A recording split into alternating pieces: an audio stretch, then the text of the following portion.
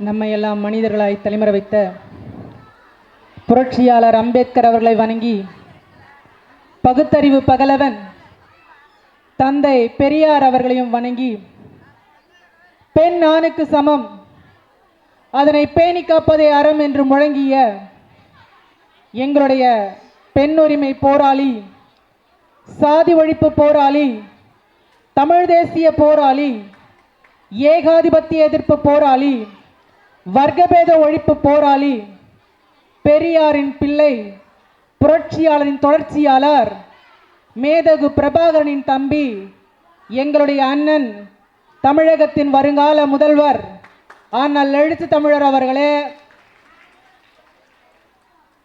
உலக மகளிர் தினத்தை முன்னிட்டும் மற்றும் தேர்தல் களத்தில் விடுதலை சிறுத்தை கட்சி வெள்ளி விழாவை முன்னிட்டும் மகளிர் விடுதலை இயக்கத்தின் சார்பாக இங்கே நடைபெற்று கொண்டிருக்கின்ற வரலாற்று சிறப்பு வாய்ந்த வெள்ளி விழா மாநாட்டிற்கு தலைமையேற்று நடத்தி கொண்டிருக்கின்ற மகளிர் விடுதலை இயக்கத்தின் மாநில செயலாளர் சகோதரி நற்சோனி அவர்களே, இந்த கருத்தரங்கை திறம்பட தலைமையேற்று நடத்திருக்கக்கூடிய சகோதரி சிற்றரசி அவர்களே மற்றும் மாநில, மாவட்ட, ஒன்றிய முகாம் நிர்வாகிகளே, மகளிர் விடுதலை இயக்கத்தை அலங்கரித்துக் கொண்டிருக்கும் மகளிர் சிறுத்தைகளே, தமிழகத்தின் தலையெழுத்தையே புரட்டி போட இருக்கின்ற அண்ணன் எழுத்து தமிழரின் உயிரின் உயிரான விடுதலை சிறுத்தைகளே, உங்கள் அனைவருக்கும் என்னுடைய இனிமையான வணக்கங்களை தெரிவித்துக் கொள்கின்றேன். இந்த நேரத்தில் மறைந்த நம்முடைய ஐயா ஒஞ்சையரசன் அவர்களுக்கு என்னுடைய செம்மார்ந்த வீர வணக்கத்தை தெரிவித்துக் கொண்டு, இங்கு வந்திருக்கக்கூடிய அத்துணை சகோதரிகளுக்கும் மகளிர் தின நல்வாழ்த்துக்களையும் தெரிவித்துக் கொள்கின்றேன்.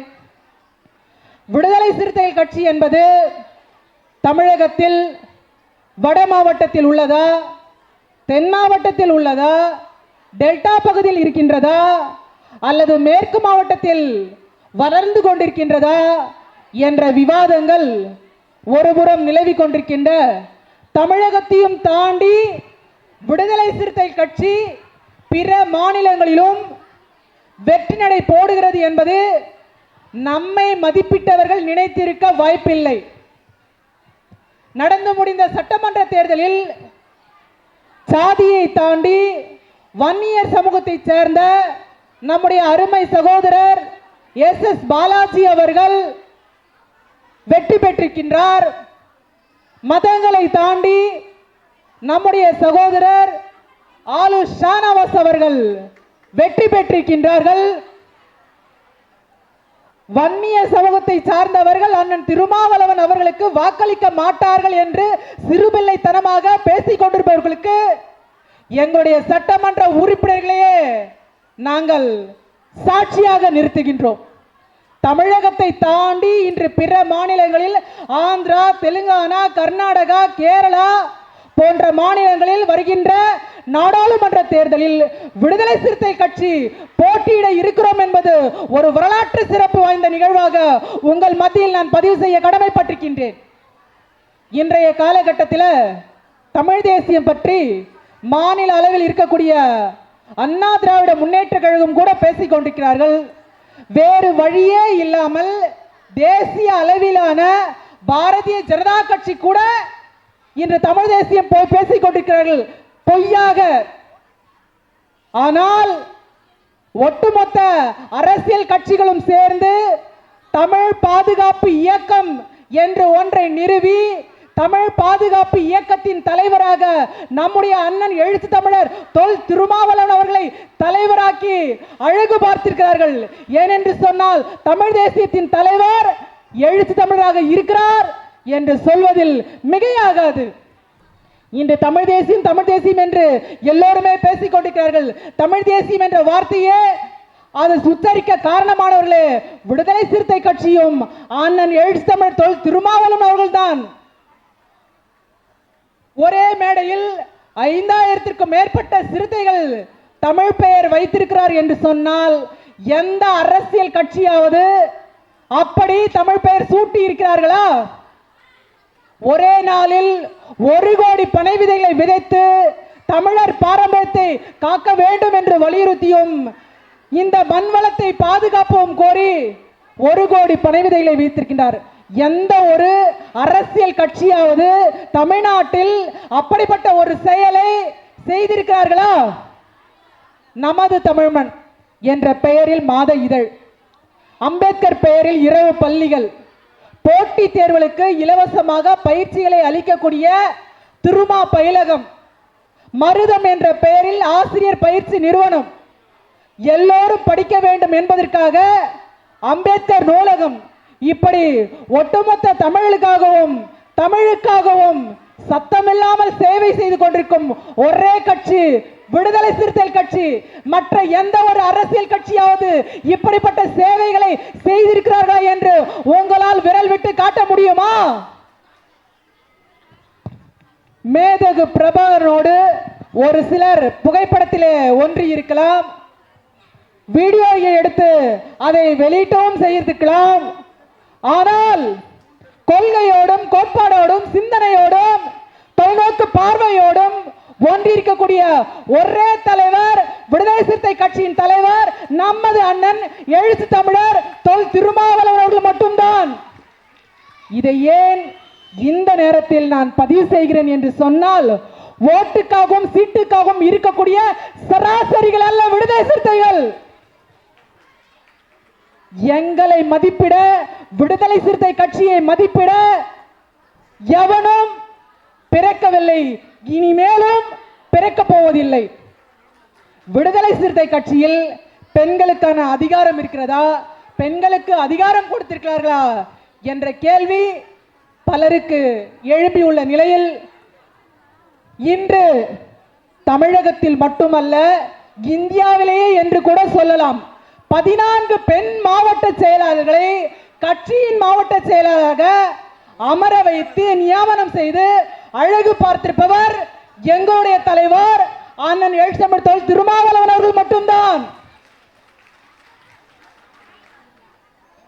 நாங்கள் ஆட்சி அதிகாரத்திற்கு வந்துவிட்டால் அனைத்து துறைகளிலும் பெண்களுக்கு 33% இடஒதுக்கீடை தருவோம் என்று சொல்லி வாய்கிழியே பேசிக் கொண்டிருக்கின்ற இன்று தேசிய அளவில் இருக்கக்கூடிய பாரதிய ஜனதா கட்சி 2019 நாடாளுமன்ற தேர்தலிலே பெண்களுக்கு 12% மட்டும்தான் பெண் வேட்பாளர்களை நிறுத்தினார்கள்.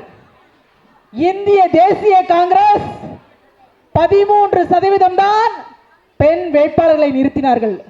மாநில அளவில் இருக்கக்கூடிய அண்ணா திராவிட முன்னேற்ற கழகமும் 2019 நாடாளுமன்ற தேர்தலில் 20 பெண் வேட்பாளர்களில் ஒரு பெண் வேட்பாளரை மட்டும்தான் நிறுத்தினார்கள். கிட்டத்தட்ட 5%. திராவிட முன்னேற்ற கழகமும் 20 பேரில் 2 பெண் வேட்பாளர்களை மட்டும்தான் நிறுத்தினார்கள். அதையும் தாண்டி ஒடிசாவில் பெண் வேட்பாளர்கள் 33% நிறுத்தியிருக்கின்றது. மேற்கு வங்கத்தில் மம்தா பானர்ஜி அவர்கள் திரிணாமுல் காங்கிரஸ் கட்சியின் சார்பாக இந்தியாவிலேயே அதிகபட்சமாக 41 பெண்களை பெண் வேட்பாளராக நிறுத்தியுள்ளது. இன்றைய காலகட்டத்தில் பெண்களுக்கு எதிராக நடக்கக்கூடிய அநீதிகள், பாலியல் தொல்லைகள், வன்கொடுமைகள் அதிகரிக்க ஒரே காரணம் பாராளுமன்றத்திலும் சட்டமன்றத்திலும் பெண்களுக்கான பிரதிநிதித்துவம் உரிய முறையில் கொடுக்காததன் விளைவாகதான் பெண்களுக்கான ஏற்படுகின்ற அநீதிகள் தொடர்ச்சியாக நடைபெற்றுக் கொண்டே வருகின்றது. 10 ஆண்டுகளும் ஒன்றியத்தை ஆட்சி செய்து கொண்ட மோடி ஒரு ஃப்ராட் என்பதை உங்கள் மத்தியிலே நான் எடுத்துக்காட்ட விரும்புகின்றேன். வாக்குறுதியில் நிறைவேற்றியது தவறியதில் மோடி ஒரு ஃப்ராட். ஒவ்வொரு வங்கி கணக்கிலும் 15 லட்சம் போடுகிறேன் என்று சொல்லி போடாத மோடி ஒரு ஃப்ராட். வருடத்தில் 2 கோடி இளைஞர்களுக்கு வேலை வாய்ப்பு தருகிறேன் என்று சொல்லி இளைஞர்களை நடுத்தருவில் விட்ட மோடி ஒரு ஃப்ராட். இப்படி மோடி ஒரு ஃப்ராடை மீண்டுமாக நாம் ஆட்சி அதிகாரத்தில் இந்திய ஒன்றிய அரசை ஆள்வதற்கு நிறுத்தலாமா? இதை ஒவ்வொருவரும் சிந்தித்த வேண்டிய காலகட்டத்தில் நாம் இருக்கின்றோம். எல்லோருமே பார்த்தீங்கன்னா மக்கள் நலனை கருத்தில் கொண்டு கொள்கையின் அடிப்படையில் கூட்டணி அமைப்பார்கள், கோட்பாட்டின் அடிப்படையில் கூட்டணி அமைப்பார்கள், அல்லது அந்த அடிப்படையில் தான் மக்கள் நலனுக்காகவும் இந்தியாவை காப்பாற்ற வேண்டும் என்று ஒரே நோக்கில் இந்தியா என்ற ஒரு கூட்டணியை நிறுவினார்கள். ஏன் வேறு சில கட்சிகள் மக்களோடு கூட கூட்டணி போடுவார்கள். இன்னும் அதிகமாக சொல்ல வேண்டும் என்று சொன்னால் ஆண்டவனோடு கூட கூட்டணி போடுவார்கள். ஆனால் மக்களோடும் கூட்டணி இல்லை, கொள்கையில் அடிப்படையிலும் கூட்டணி இல்லை, ஆண்டவனோடும் கூட்டணி இல்லை. நாங்கள் வாக்கு செலுத்துகின்ற எந்திரத்தோடு நாங்கள் கூட்டி போடுகிறோம் என்று சொன்ன ஒரே கட்சி பாரதிய ஜனதா கட்சி. இந்த வாக்குச்சாவடி எந்திரத்தோடு கூட்டணி போட்டுக் கொண்டுதான் 370 இடங்களை நாங்கள் பிடிப்போம் என்று வாய்கிழிய பேசுகிற மோடி நமக்கு தேவையா?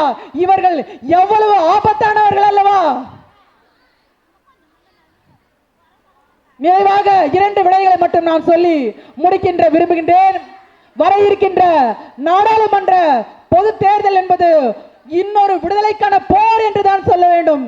இரு கூட்டணிக்கான ஒரு கருத்தியல் யுத்தம் இங்கே நடைபெற்றுக் கொண்டிருக்கின்றது.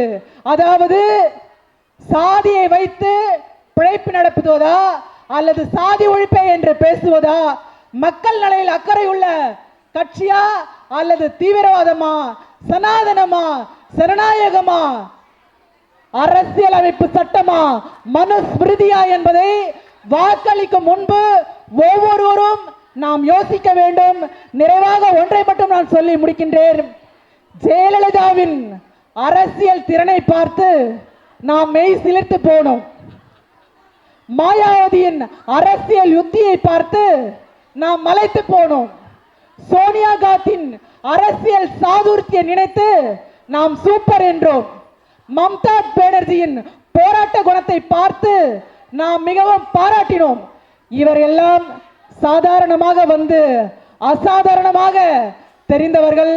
இப்படிப்பட்ட இவர்களை பாராட்டும் போது நம்முடனே இருக்கக்கூடிய, நம்முடனே கலப்படி செய்யக்கூடிய மகளிர்களை ஏன் நாம் ஊக்குவிக்க தயங்குகிறோம்? எது தடுக்கின்றது? அவர்களை நாமே முன்னிறுத்தாவிட்டால் வேறு யார் முன்னிறுத்துவார்கள்? அவருடைய கலப்பணிக்கு நாமே கைத்தட்டாவிட்டால் வேறு யார் கைத்தட்டுவார்? ஆகியார் பெண்களுக்கான அரசியல் அதிகாரத்தை கொடுப்போம், சமூக நீதியை மீட்டெடுப்போம் என்று சொல்லி அண்ணனின் பாதம் அரியணை ஏறும். அதுவரை விடாமல் இந்த சிறுத்தைகள் சீரும். நன்றி கூறி வருகிறேன். நன்றி, வணக்கம்.